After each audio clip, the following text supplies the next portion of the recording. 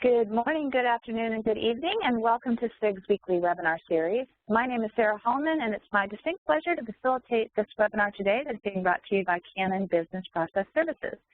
Before we get started, I'd like to go over a few calendar items and other things with you. I'm going to go ahead and move the slides forward.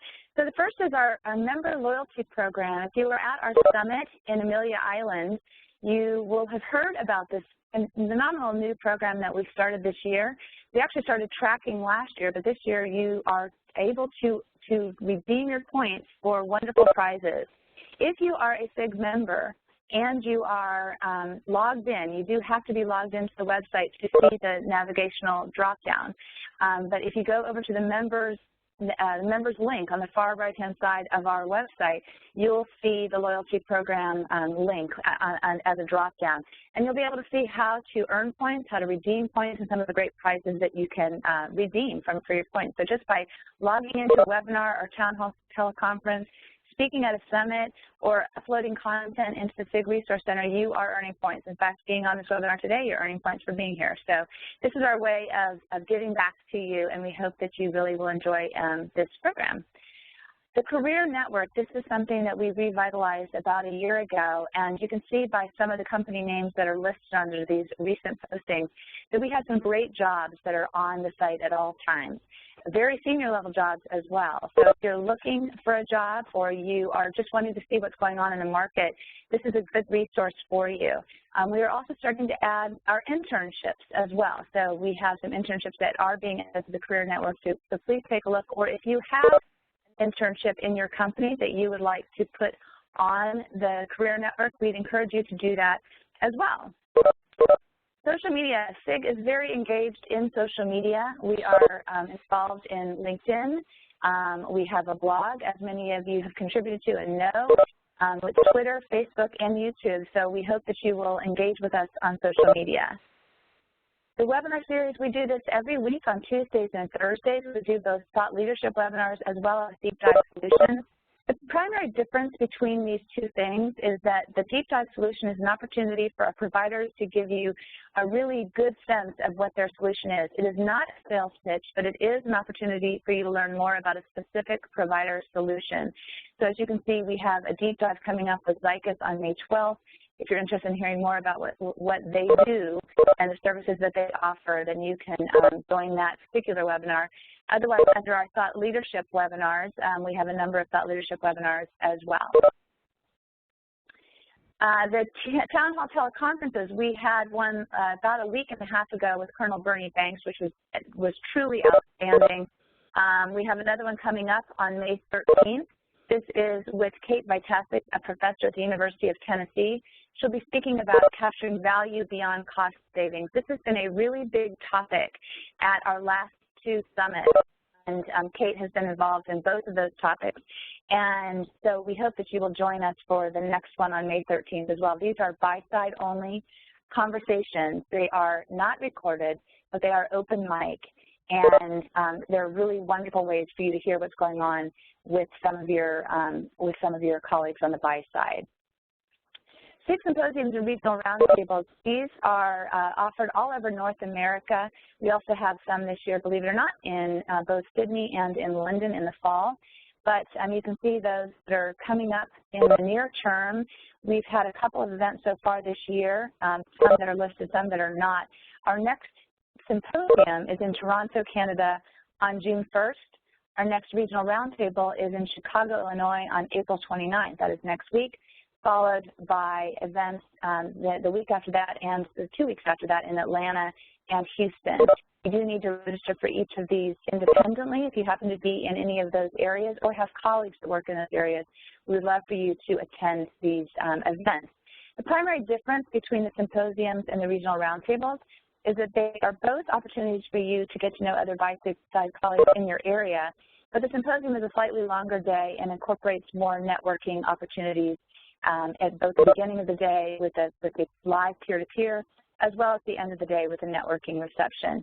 But both offer really wonderful thought leadership and breakout sessions, general sessions, and networking throughout the day as well.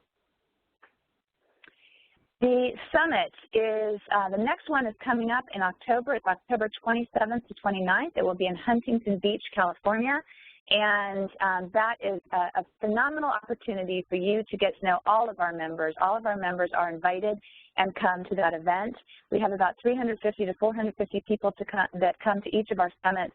And as you can see by the logos on the right, our recent speakers are from companies that represent all industries, all sorts of industries across North America and globally. We have phenomenal sell-side speakers as well. About 70% of the attendees are from the buy side. We have 4 to 5 keynote sessions at each of the summits and 3 days of networking and breakout sessions. So if you are available to come in October, we would love for you to join us in Huntington Beach. SIG University, just quickly go over this. This is a new program that we'll be launching this fall. It's an online certification program that has 4 distinct levels. The certification is good for 5 years, and it is both a full curriculum as well as a program that has modules that you can pick up to supplement other learning that you may be doing in your organization. So please stay tuned for more information on that. We're developing the content as we speak. If you're interested in being a part of that or providing input, we'd love to have you involved as well. So please let us know if you're interested. And then my slide is not advancing, but let me tell you a little bit about our university outreach program. We've been partnering with universities. If you came to the last summit, we had 16 students that were there from both undergraduate and graduate programs in supply chain that were focusing on supply chain degrees. And this is an opportunity for us to introduce those students to seasoned supply chain executives. It was really a wonderful experience, both for the students as well as for those that were delegates at the summit. The students had a chance to really hear what's going on in the industry. They had the opportunity to meet people that are thought leaders and had the opportunity to see what a job might be like at one of these companies. And so we were able to create those connections for them. So it gives them real-world insight into these supply chain careers, and we're helping to develop those leaders of tomorrow today. So if you are interested in participating in our university outreach program, we'd love for you to learn more about it, and we have, as you can see, a link on our website. And we actually have just placed our first student that came to one of those events has taken a job with one of our member companies for the summer. So we're super excited about that. We're actually going to be utilizing some of these students that we met as interns at SIG as well. So this is a really great program that we're very excited about, and we hope that our members will get more involved in as well. So with that, I am very delighted to have Canon speak today. Ted Arlene is a wonderful SIG champion, and we always love having him present. They're going to be speaking on campus logistics, calling on strategic sourcing and procurement assistance. Before I introduce them, let me tell you just a few housekeeping details. On the lower right-hand corner of your screen, you'll see a question mark. This is the Q&A panel where you can type any questions throughout the webinar. We'll try to answer as many as possible throughout the webinar if there's time. And if we don't get to them, we will ask both Ted and Andy to follow up with you directly. We want to keep the dialogue going, so we have included their contact information in the presentation that was sent to you and you'll see on your screen as well. And so we do encourage you to keep the dialogue going. If you are having any audio or other issues, and I realize that we have had some intermittent beeping. I'm so sorry about that. We're trying to figure out what's going on with that, and hopefully that will be resolved shortly. But if you're having other audio or issues or having difficulty hearing our speakers, please use the chat functionality, which is also located on the lower right-hand side of your screen, and we'll try to address those as quickly as possible. All right, with that, I would like to introduce our speakers.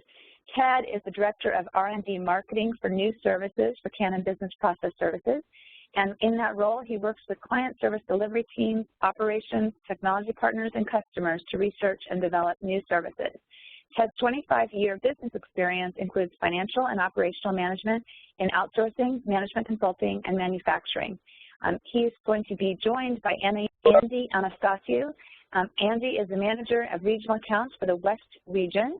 In his current role at Canon, He heads the Western region, focusing on developing strategic relationships with key channel partners to help clients meet their strategic objectives that enable organizations to improve operational efficiency while reducing risk and cost.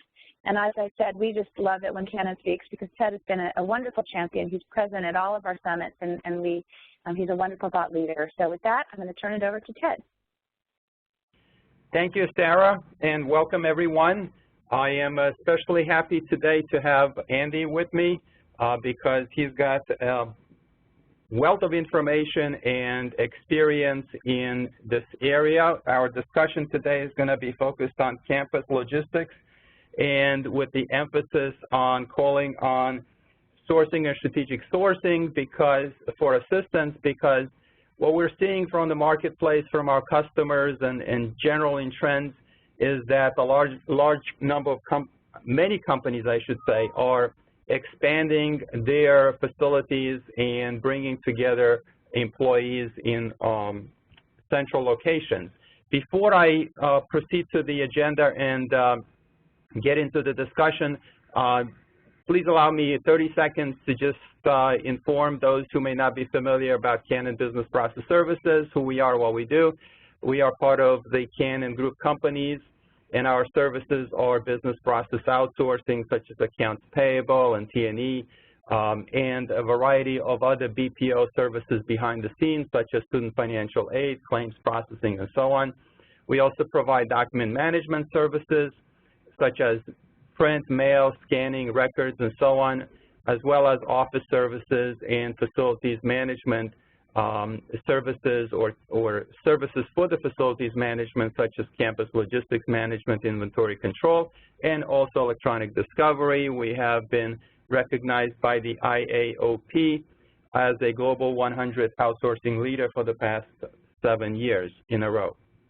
So with that, our agenda today is going to focus on the corporate campus logistics. We're going to start with a little bit of data about the industry trends, then transition into talking about what are the implications for procurement and strategic sourcing given these trends and the operational needs that organizations are facing when they build these large mega campuses, as we like to refer to them. And then talk a little bit about the value. How do you get value from operating a larger facility that are somewhat new to to companies? And also, if we have time, we'll touch on a case study that we have prepared at the end. So with that, let me just kind of start by talking about some of the trends that we're seeing. And I have 2 pictures on the screen here. As you can see, these are large campuses with thousands of employees that are being built, or some have been built, and others are in operation as well. And basically what we're seeing is that there is expansion in companies and consolidation of facilities into larger facilities. Sometimes they're headquarters, sometimes they're specialized research centers or something like that. But in the end, what it is a large facility, larger than we have seen before in the past, let me put it that way. What's also going on behind the scenes, or what's driving some of these, and we have another slide talking specifically about some of those numbers, but behind the scenes, what's driving this is cost reduction. Cost reduction for real estate, facilities management, but also softer and intangible costs that are generated by having large populations all together working in one place, collaborating, and being able to work together more efficiently. And with that comes these larger facilities and amenities that go with them. The other trend or activity that's going on here is the outsourcing of more real estate functions and more facilities management functions, and also integrating the facility management operation under one control or better control to provide the services that are necessary to operate these large campuses. So with that, I'd like to ask Andy to talk a little bit about what he's seeing and what the result of this consolidation and integration of facilities means. Andy? Hey, are you on mute then? Okay, there you go. Right. So essentially, as a result of these large campus mega environments, there are some special needs to be taken into consideration. Specifically, companies for years, and a good example based on my experience in the Silicon Valley Bay Area, a number of mega locations, Cisco Systems, for example, since 1984 has developed into today a very huge large campus with approximately 50+ buildings or more and circulating around 1,500 employees, 15,000 employees in the Bay Area.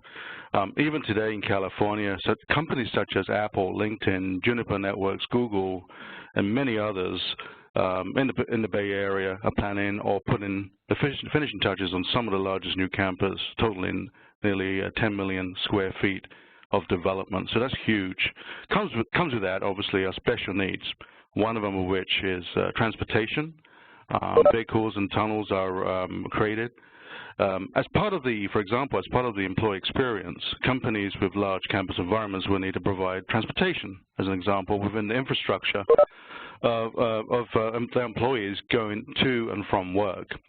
And suppliers as well, contractors that support the actual organization are part of that employee experience. A good example is Google. Google has shuttle services for transporting its employees within a 50 to 60 mile radius from a central location of their residence. And these shuttle services are connected with wireless and other mobile kind of connectivity, which really allows the employee to be productive on the way to work or provide some kind of comfort as well and take advantage of the carpool lanes, which is very much needed in the Bay Area. Transportation is key, but also warehousing and distribution as well. So this is another special need for employees at these mega locations. How we distribute packages, incoming packages, vital documents, or critical support services is a vital part of the logistics in those campuses. So essentially, you can also consider part of the employee experience, allows employees to receive personal packages, depends on the company policy, or receive non-production parts such as prototypes for their development or engineering support. Another special need includes the inventory and materials management. Support services of these campuses, such as the food and catering that are supplied on site, will need to ensure that there are adequate inventory controls and materials management of support services. Obviously, they want to receive the fresh products to support the catering services. Best practices on these campuses is just-in-time inventory, which is vital. You don't want to have warehousing just to store things for years over years. You want to make sure there's a just-in-time inventory control. Along with that is real-time tracking and reporting systems. There's a number of technology supports the Canon recommends as well, but also others are out there that allow us to measure and monitor the inventory as well, as also measuring volume, and also establishing a chain of custody to avert losses as well. Dispatch and control is another critical requirement where immediate or urgent needs are addressed. These are either managed by pockets of help desks, depends on the supplier or the integrated facility executives on site, or a single source. A large petroleum company, Houston, for example, has a single source where they dispatch key vital components or even non-production components to an employee needs.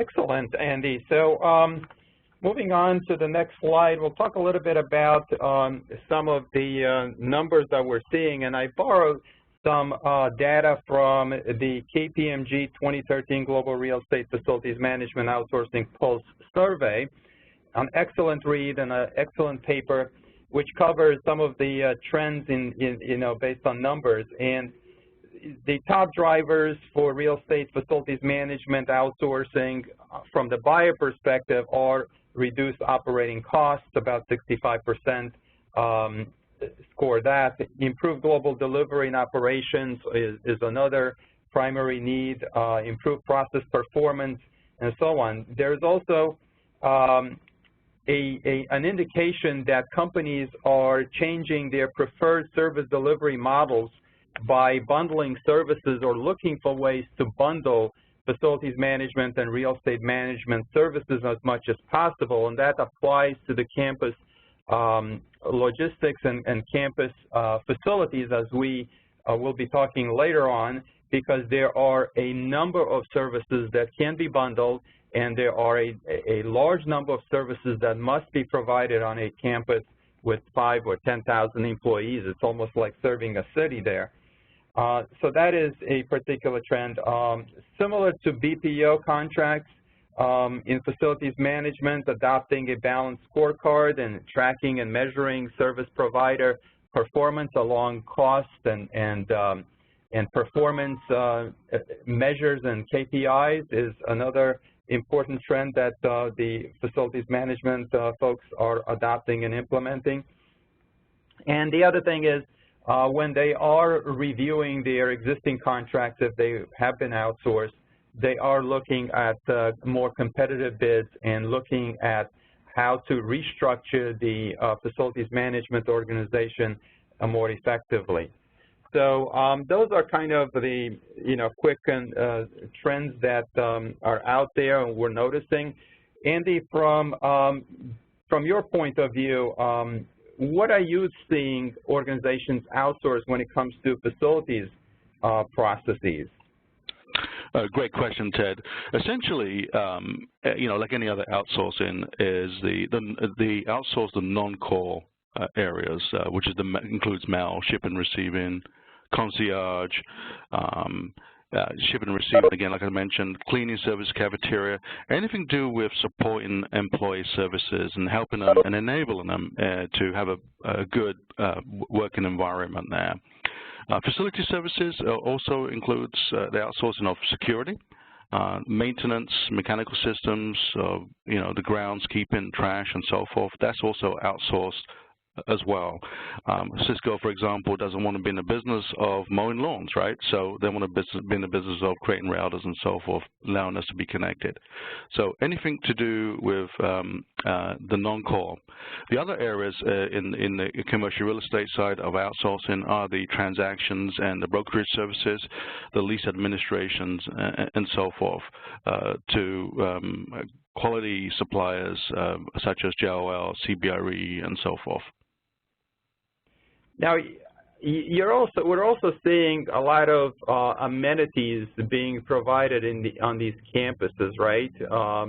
Is that part of the concierge services, or where do you see those fitting in? So, yeah, good question, Ted, another good question. So essentially, concierge services originally originated when the employees of an organization started telecommuting and also becoming more of a hoteler with no assigned cubes and so forth. So it evolved for the changing workplace and the workforce. So they would outsource that particular area to enable concierge services, anything to do with, for example, even setting up conference room, audio visual, receiving a guest from another country, making sure they're badged, and so forth. So concierge could be an extensive job description, but generally speaking, assisting employees that are basically hoteling in that particular environment. Great. Excellent. So when we think about challenges, what are you seeing, or what are some of the top challenges that these large facilities, I should say, are facing when they're looking to outsource or find service providers and so on? Right. Well, the first thing is finding the right providers with the right fit for the organization. And the number one thing they should be looking at is a cultural fit. Whether they do have the expertise is one thing, but also a cultural fit of the organization. Google is one example where they particularly look at that from a strategic sourcing standpoint as a critical factor. In fact, to consider as well is also, obviously, FM services are discrete, stationary, and rigid, but large campuses definitely need to be flexible and multi-purpose, as well as being able to scale not only up but down too with any economic changes or any organizational changes of an organization. So number one, obviously a value provider. Number two, a cultural fit and able to scale up and down as and when needed. The other one is changing a retained FM organization.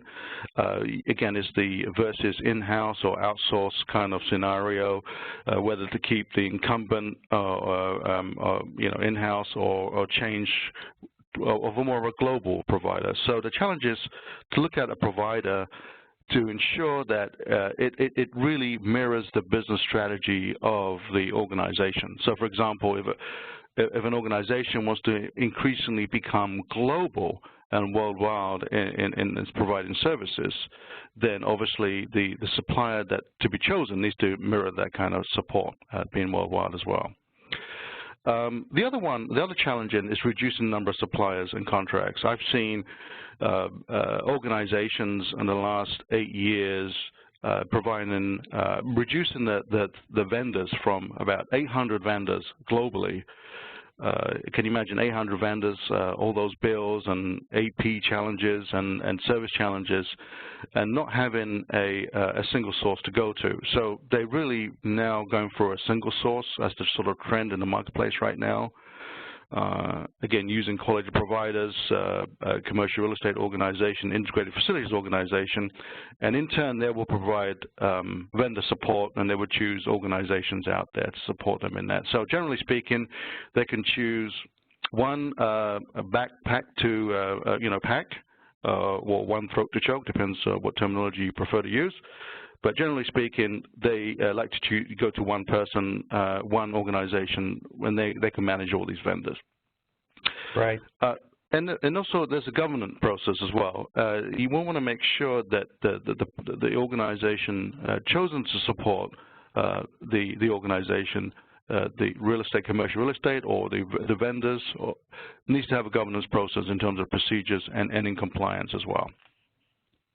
Right, and we're seeing that with some of our clients too, where that governance process is critical to basically reporting, SLAs, cost data collection, and so on. We'll talk more about the reducing the number of suppliers, specifically when it comes to the campus operations later on.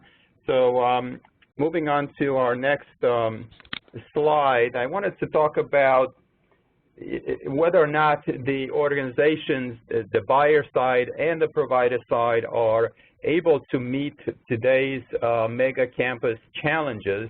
And what I wanted to talk about here is, if you think about the large campuses as a marketplace that need to be served, you have that in the center. On the left, you have the existing suppliers in their respective industries, such as office cleaning and security, grounds, cafeteria or food services, and so on, records management, logistics, and they are ready to and able to serve organizations, and they have been doing it. The challenge or the situation is that they, as Andy was mentioning on the previous slide, these are sort of fixed operations or static, and they are providing their services best they can. The challenge is that when you have a large campus with 5,000 or 10,000 people, now you have complexity, and when you have 10, 20 different vendors supporting that, it becomes even more harder to do. And on the other hand, you have the buyer side, and this data, 72% of real estate facilities management professionals expect clear productivity enhancement for their workplace. They're expected to provide that, but only 28% say that they are capable of providing that, that service, and that comes from the JLL 2013 study. So basically what we have here on the bottom of the screen is the gap that exists between what customers need or want and what the industries are able to provide to serve the large mega campus. And the mega campus the situation or needs is more amenities. The services must be more fluid, more interactive. It's a high-touch environment these days, as Andy was mentioning today, with all the amenities being provided to employees on location, even transport from the facility to various points of pickup or to train stations, as we have seen with other customers. They're tech-enabled, and they may even have things like warehouse operations because they need to structure how materials come into the campus and how that material gets distributed through the campus and how materials go out of the campus. They're not enthused at having hundreds of suppliers and vendors roaming around the campus on their own. They want some sort of control. So with that, they are really looking for better or new ways of providing services. Before we go on to the next part of our presentation, we do have a poll question that we would like to ask the audience here. We have a fair amount of people on the line today, and I'm curious, or we're curious about the following. Does your organization have a strategic initiative around consolidating or moving facilities to reduce costs, to retain employees, to improve efficiencies? Are your organizations basically enlarging, centralizing, consolidating facilities where a larger and larger number of people are going to be working? Yes, no, or not sure. So we'll give it a few seconds. Yeah. So it'll take us about a minute to close the poll, but for those of you who are following along by PDF, we are on page 21 of the slide presentation. The poll should be on the right-hand side of your screen. It will be closing in just a few seconds, so go ahead and respond to that. In the meantime, Ted, there was a question on the prior page, which it sounded like you had more or less answered it, but the question was with regards to the professionalism on managing a large employee center. You talked a little bit about the amenities and things that companies have to provide, but are there other trends or tips you have for what companies can do to bring professionalism to manage those large employee centers? Yes, and I think one such activity is what we touched on before, and I think we're going to be talking more about it in the next few slides, and that is implementing or putting together the logistical system or systems that are necessary to bring order to the operation of serving thousands of people efficiently and effectively. One goal that these companies must have or accomplish when they have large campuses like this is they have to provide the services, the amenities, the work life.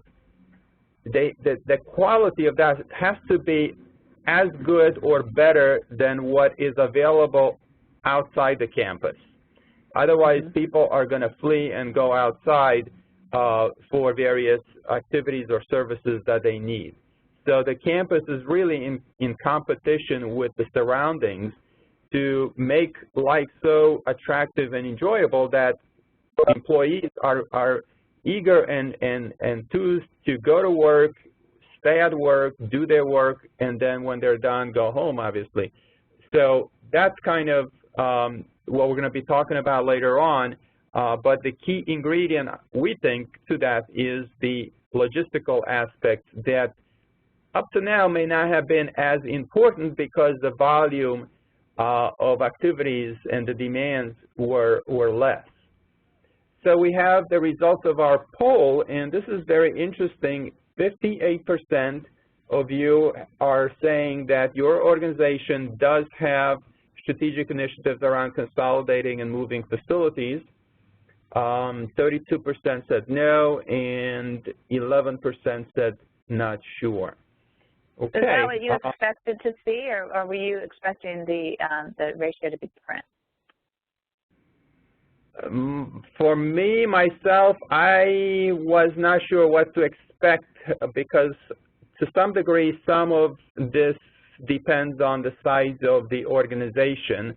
So the people that we have online, you know, usually larger organizations have these strategies. So it must be that we have more larger organizations online today, and therefore that correlates to that. Andy, your thoughts? Yeah, so based on my experience, that's actually spot on, actually, almost spot on. That's a reflection of the market trends right now, based on my experience. Okay. All right, with that, we'd like to talk about next about the difference sort of between a tactical approach to facilities contracting and contracting for services for a large campus.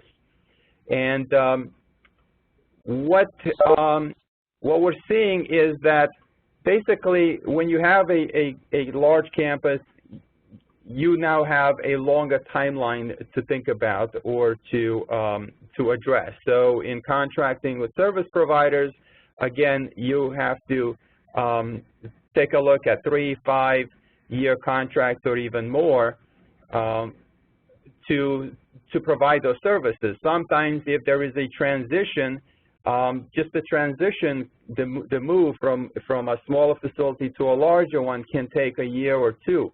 So you have a longer time to address. You also have to think about switching issues and practices and cultures because it's a complex operation, and the service provider managing the entire campus is going to be involved touching almost everything that goes on to that campus, and they are going to be critical to the quality of the services, especially if you're on the real estate side or facilities management side. Your goal is to support your employees with excellent services, high-quality services, so you can't have things go wrong. We mentioned before you have to have a governance organization in place. Perhaps when you had less number of people in one location, you did not necessarily need to have that structure, but now you do need to have that structure. The services that are being provided on a large campus are non-transactional in nature. It's very hard to quantify and to say this is what the service or the transaction is and put some parameters about those transactions, especially cost parameters. Yes, you can say, you know, it can take, you know, $1 to move an object from here to there, but it's never the same every time. It's not a production line. This is sort of a reactionary environment where you have to react to people's needs constantly, and every day is somewhat different. You have routines, but those routines are being interfered with whatever happens today and whatever happens tomorrow and so on.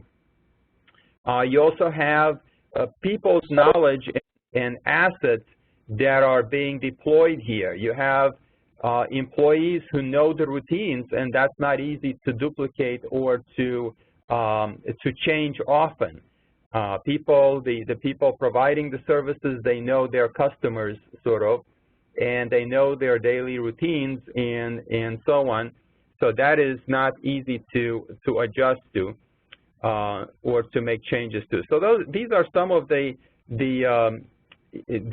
top issues that come to mind or considerations when you are thinking about you know, hiring services or providing services on a large campus versus contracting for, say, mailroom operations or for security services or a cafeteria and so on. When you have an integrated service that must interface with almost everything on that campus, it's much more difficult. Andy, any thoughts from your end about this?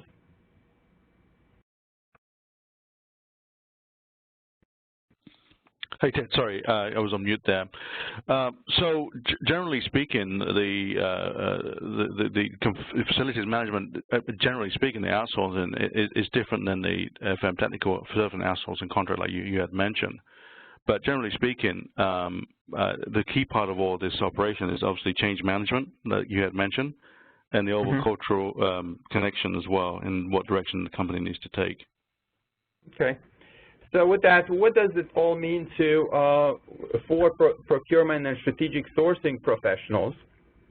And from our observation, what we're seeing is that facilities management will require more help sourcing qualified service providers. As we mentioned before, one challenge is, does the provider have the broad services and the good fit, both from a capabilities but also from a cultural and service perspective point of view. So finding a service provider that can that is fluid, that is mobile, that is interactive with all the services that need to be provided is not easy. As we mentioned before, you have many service providers and they're excellent in what they do, but the question is, you know, they haven't done all the other services, and they may find it challenging to extend. So that is one challenge from the client's point of view, and at least from some of the clients that we have, we know that, for example, when they were sourcing for services that we provide there today, they really weren't thinking at us because they saw us as being, providing services in the document management space, mail management, concierge office services, but not necessarily seeing us being experts at logistical aspects that are necessary. And so the question is, you know, after looking and considering suppliers from many different industries, what is the best fit? And that is a challenge for the buyer side. Vendor consolidation or supplier consolidation or services. How do you consolidate some of the services? We'll have a slide later on talking specifically about that, but that is another consideration. There are ways to consolidate certain services. Andy was mentioning from a global perspective, you could go to an integrated service model, but that will require subcontracting to other service providers. We touched on governance several times, so that's something that needs to be looked at. You need some sort of a structure and organization, governance organization that you didn't have before. On the other hand, what we're seeing, or what we think the procurement folks can benefit from, is the bigger budget that is now before them. When you go from 2,000 people campus to 5 or 7 or 10,000 people campus, you have a larger budget to work with, and therefore bigger cost savings or opportunities for cost savings can be identified that you can leverage. And the other benefit is to procurement strategic sourcing is that a lot of the work that has been done independently or by the sourcing and procurement and facilities internal functions can be offloaded to the central organization that is directing and managing the entire campus operation, where they could take care of some of the vendor SLA and contract fulfillment requirements, invoices and costs and budgets and data collection and reporting and so on. So with that, to talk a little bit about the campus logistics, and I put a definition here, which is a very simplified one, and basically what it is logistics or campus logistics is the coordination of the people, the materials, and the place to make sure that what is needed, whether that is an object or a service, is available at the right time, in the right place, in the right quantity. And that is really key, because with large number of people and large number of services that circulate throughout the campus, it's very difficult to orchestrate that, and the more efficient and effective you can be at that, the better, and the more cost savings you can achieve. So how is that that gap between what the customer wants or needs and what the service providers are able to deliver? How is that gap sort of closed? And the answer, we think, is campus logistics. And the reason for that is because the campus logistics becomes your control and command center at the center of all the activities, no matter whether they are business services, whether they are facility services, whether they are workplace services. You sort of unite and consolidate all those through one center of operation, and that we refer to as campus logistics control center, where you are controlling everything that comes in and everything that goes out and everything that circulates around the campus to support your employees or any other operations that you have. You may have shipping and receiving operations under this. You may have warehouse management under this, on-site transport, and in some cases, as Andy was mentioning, you may even have transport that goes from the campus to various locations, such as a train station or a central pickup area where you can pick up employees or visitors and then take them back. It's an operation that, you know, it might be 24 hours a day, but certainly it's more like a 16, 18-hour-a-day operation, where the operation starts at 6 or even 5 a.m. and goes all the way up to midnight before they are done for the day. So it's usually 2 shifts of people working, and they take care of everything that that needs to be taken care of, because, as I said before, you have these other discrete services like cleaning services and cafeteria and security and all those, and that's great, but somebody has to unite all of this and be sort of the fluid connecting all these activities. So that's kind of what we're seeing as the solution, or the gap filler for the corporate campus, large corporate campus organization.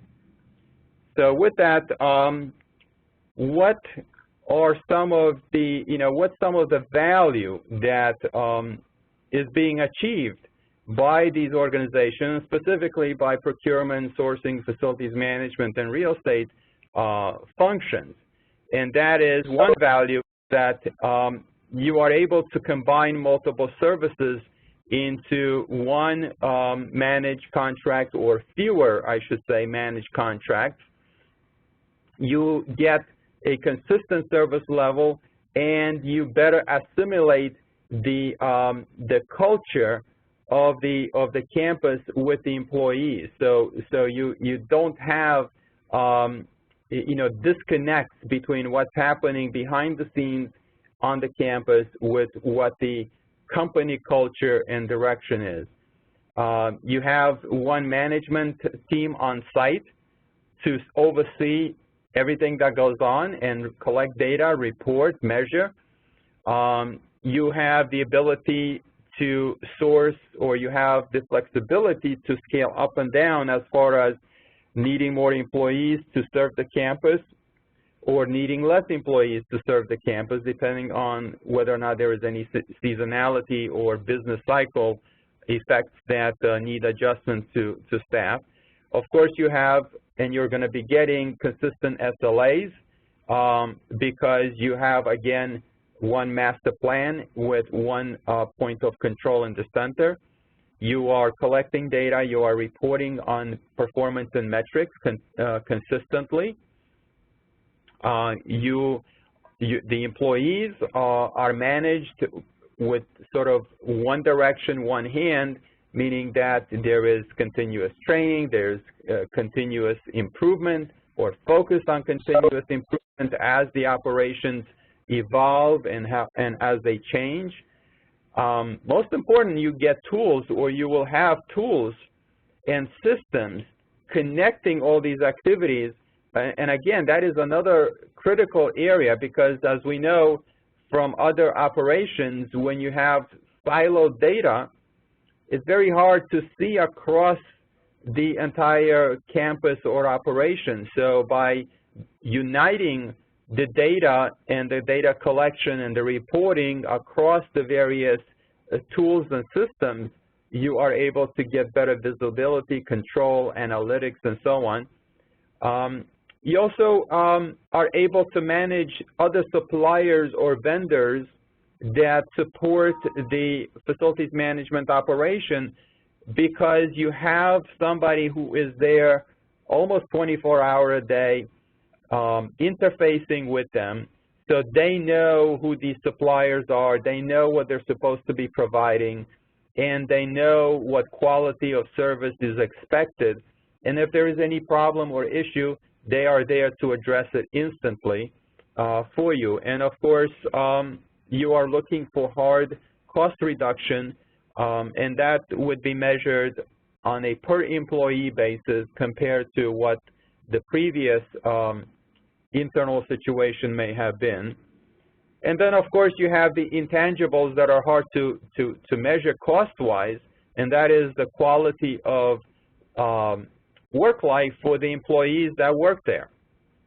So there's a number of benefits that can be derived or are being derived there. So in terms of how to consolidate some of these services, what we're seeing organizations do from our clients and others in general is that they are consolidating some of the employee-facing services together to be managed by one service provider, and that is effective because if you think about, having somebody provide you the mail services and somebody provide you reception and others providing you, let's say, records management, well, by consolidating some of this or transport on campus, you are able to, these are sort of employee interfacing services, and those can be easily consolidated under one service provider. And of course, there's just, you got, one step like that will save you a lot of time in terms of contract management and so on. When you look on the facilities-facing services, a large campus may have a warehouse and some sort of distribution requirements and some sort of logistical requirements for outbound and even inbound transport and warehouse and so on. But you also have a lot of materials that come in for general consumption by the facility and by the employees, and that requires some sort of warehouse activity and so on. So again, you can consolidate those services together. Finally, you also have business support services on a campus. So for example, the IT department needs to constantly distribute PCs and printers and things like that and collect them from employees. Well, this logistical operation is the answer to that because they circulate constantly throughout the campus handling that equipment. And the same thing can be provided for HR, for the HR department, helping them orient and get employees ready to work the first day when they arrive, because everything is set up for them as far as office setup, supplies, marketing, and so on. So that's kind of one way we see the campus operation being consolidated and operated. So what are some of the takeaways as we end get to the end of our presentation and discussion here? What we're seeing is that campus logistics is the key to workplace services, to the quality of providing better and higher quality workplace services, because as I was talking, it's the fluid, it's the glue that holds everything together, and that's what makes everything work more effectively, more efficiently, but also address all the needs that employees have. Many organizations are bundling these services that I just talked about to reduce suppliers and increase simplicity. This campus operations and campus logistics can be implemented by sourcing a supplier that can operate it on their own, or it can be done through an integrated facilities management model that Andy mentioned before.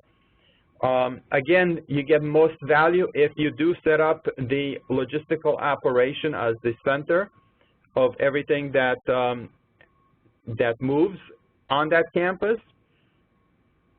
And basically, you also have to take a look at the supplier and the cultural fit in terms of the breadth of services, the capabilities that they bring, and the service nature of their operation. This is a highly central, highly customer service type environment, and whoever is operating it needs to be conscious of that and kind of drive that.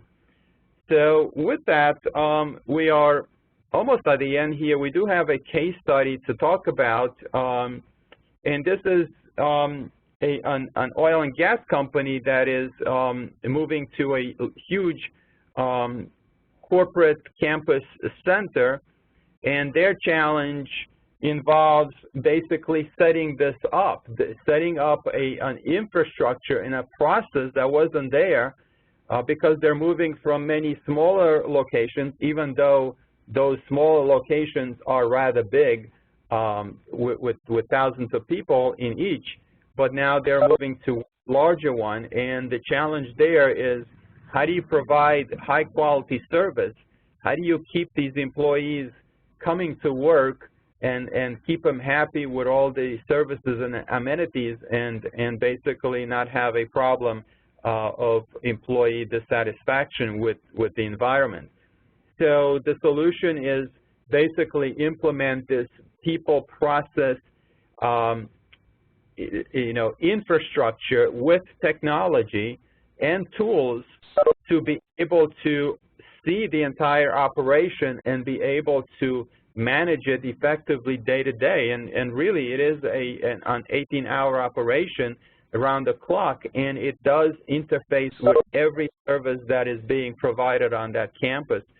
So, the results so far are that the systems have been implemented and working well, and obviously there's more to do and improvements to be made as technology gets refined, because there are tools to use to operate this operation or this campus, but they really weren't made for this kind of operation, so you have to kind of glue them together and stitch them together and make them work.